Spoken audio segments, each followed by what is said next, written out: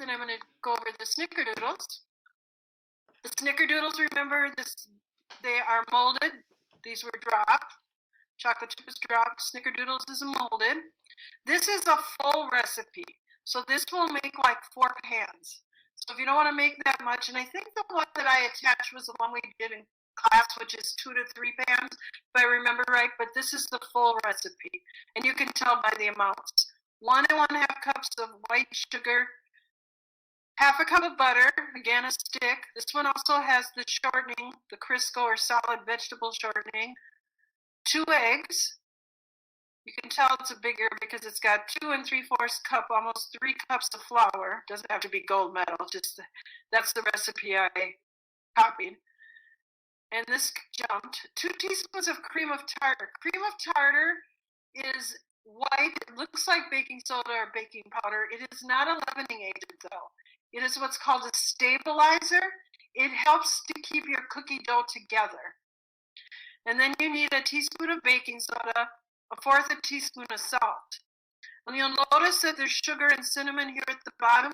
This is what you're going to roll your cookies in. So you don't want to put an extra 1/4 cup of sugar and cinnamon into the recipe. Although that's happened in class because people will just stick everything in the bowl and not follow the directions, which is the key in any baking. Is cookies are not as picky. I mean, if you put everything into the bowl and mix it, it'll probably turn out. But a cake, for instance, you might not want to do that because your cake might not rise or your banana bread might not rise. You want to follow the directions. So in this case, the oven is 400 degrees, hotter than the chocolate chip cookies. These do not take as long as the chocolate chip cookies. They take anywhere from 6 to 9 minutes probably. The recipe says 8 to 10, but depending on your oven. I remember some of the groups, 6, 7 minutes, their cookies were done. I do this one in my electric mixer. Again, you could do it by hand. 1 1/2 cups of sugar, the stick of butter, the 1/2 cup of shortening, and the eggs.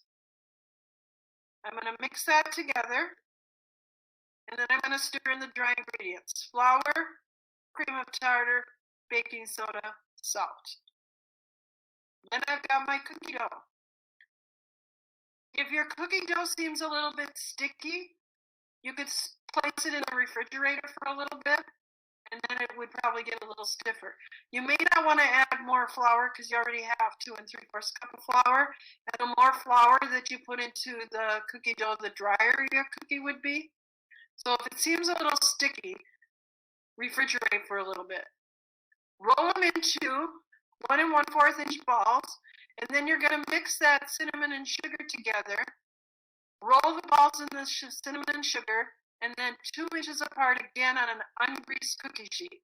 And I would probably do the same thing. These are going to spread more than the chocolate chip. So again, I'd only probably do 3 across and 4 down unless you have a bigger cookie sheet. But a standard cookie sheet, I'd probably only do a dozen. 8 to 10 minutes or until set. Remove from cookie sheet to wire rack. Again, let it sit. These are more of a crisper cookie, so they have a tendency to break apart easier.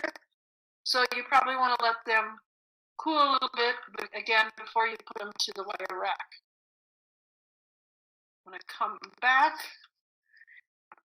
and those are the 2 we made in class. I'm asking you to only do 1.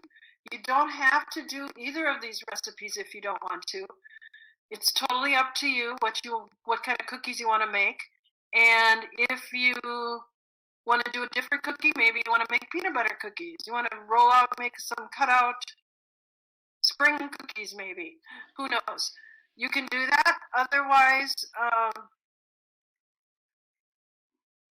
you can do something from the chart. And Abigail's asking, will we ever make cakes?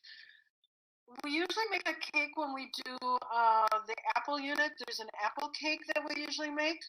Not a cake with decorated cake like a birthday cake. We'll have to see if we get to that, because that's a little bit later on. We're doing quick breads next week, and we're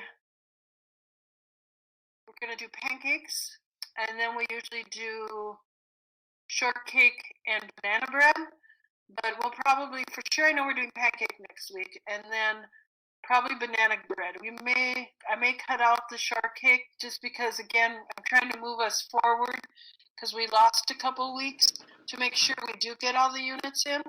So we hopefully will get to do a cake.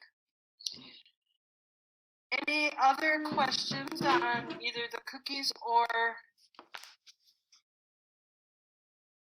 the class itself?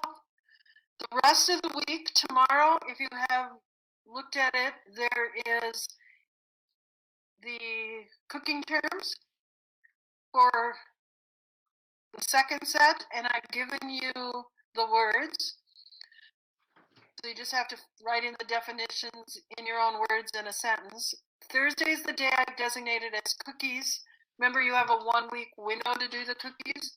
So whenever you want to do those, just submit again to the lab. Or if you decide you don't have the ingredients to make the cookies, whatever you do, just submit it to the cookie lab.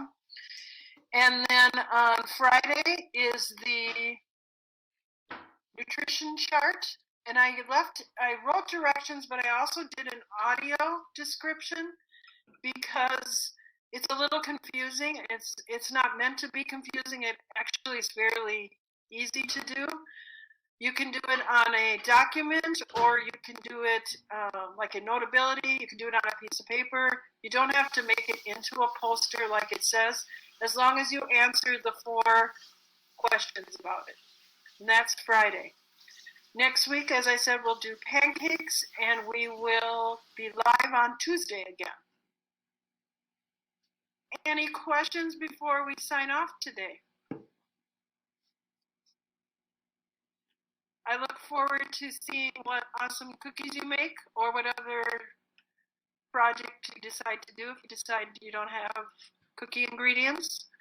Otherwise, I look forward to seeing you and your pictures or your video.